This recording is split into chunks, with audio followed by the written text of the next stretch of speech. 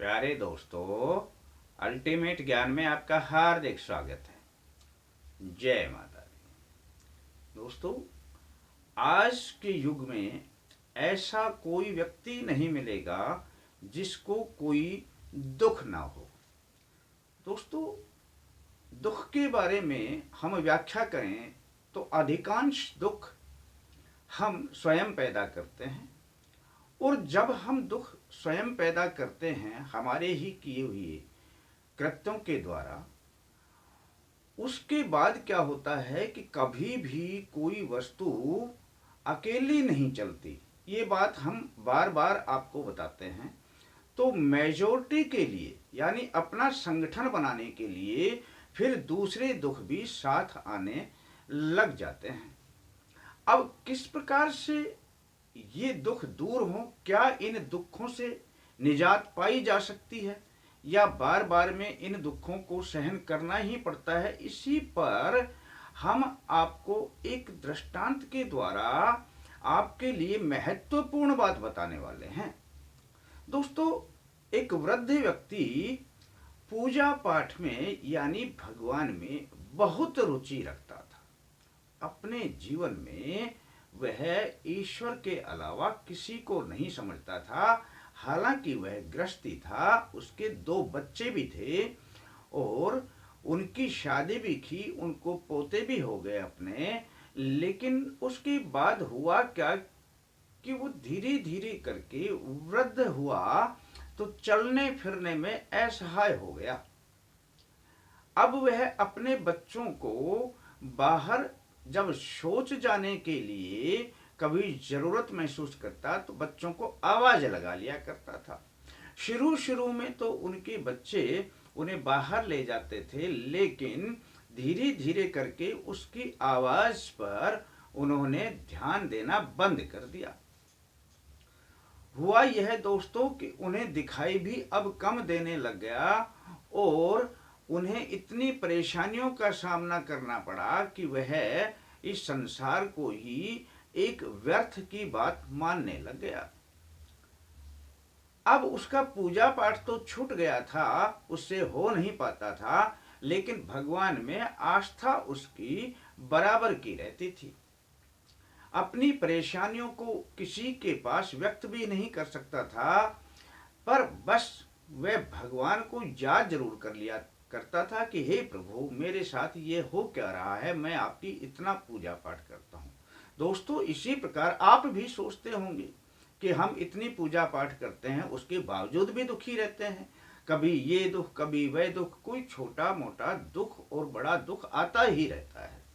लेकिन अब मैं उस वृद्ध व्यक्ति की बात कर रहा हूं कि उस वृद्ध व्यक्ति ने बार बार एक रात दुखी होकर अपने बच्चों को आवाज लगा रहा था। तब एक बच्चा आया और उन्होंने उसको साथ लेकर के वो बाहर शौच के लिए ले गया। अब बार बार में जब भी अगले दिन से उन्हें शौच की निवृत्ति होती तो वह आवाज लगाता, तो पहले ही आवाज में वह आ जाता। लेकिन उस वृद्ध ने महसूस किया कि पहले तो इतनी आवाज लगाने पर कोई नहीं आया करता था, अब यह बच्चा कैसे आ जाता है, बोलता भी नहीं है और केवल हाथ पकड़कर बाहर ले जाता है मुझे, और इसके हाथ भी बड़े कोमल हैं, मेरे बच्चे जैसे हाथ तो नहीं हैं। तो बस क्या था कि जब वह रात को छोड़ने के लिए उनको अपने घर पे आया तो उन्होंने पूछ लिया कि बेटे, तुम कौन हो, मुझे तो तुम मेरे पुत्रों में तो दिखाई नहीं देते। बस फिर क्या था, वे स्वयं ईश्वर के रूप में अपनी शक्ति जो उनके पास आई थी, उन्होंने अपना अनुभव करवाया और कहा कि मैं स्वयं जिसकी तुम आराधना करते हो वही परमेश्वर हूं। वृद्ध को यह जानकर बड़ा आश्चर्य हुआ। फिर तो वृद्ध ने कहा कि उनके पैरों में गिर गया और कहा कि हे प्रभु, यदि आप ही परमेश्वर हैं तो आप मुझे इस प्रकार से बाहर क्यों ले जाया करते हैं, मेरे दुखों को आप वैसे ही काट दें और मेरे को इस जीवन से उठा लें, मेरी मुक्ति मिल जाए और मेरे को ये कष्ट तो ना हो।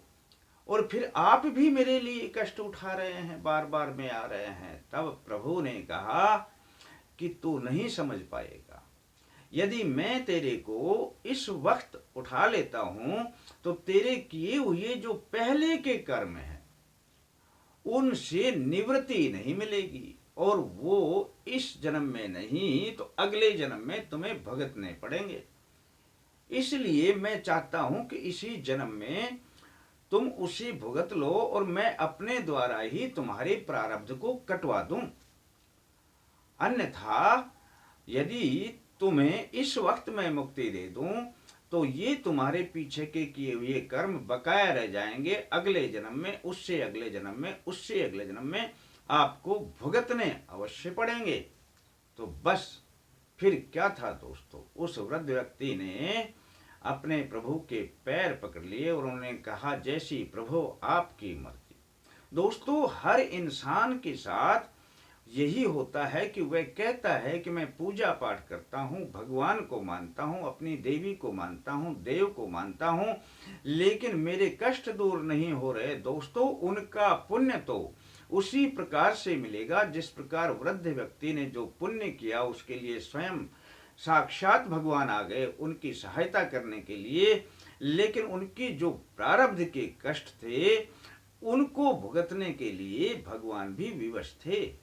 अब उन्होंने कहा, इसी प्रकार से वृद्ध को जैसे उन्होंने शिक्षा दी तो दोस्तों वही शिक्षा हर व्यक्ति पर लागू होती है कि यदि आपको इस समय सब कुछ करते हुए भी अगर कष्ट हो रहा है, दुख हो रहा है, तो अपने समझो कि आपके जो प्रारब्ध के किए हुए कर्म हैं वो कट रहे हैं, और जितने कट जाएं उतने ही अच्छे हैं। अन्यथा अगले जन्म में, उससे अगले जन्म में किए हुए कर्मों का फल अवश्य भोगना पड़ेगा।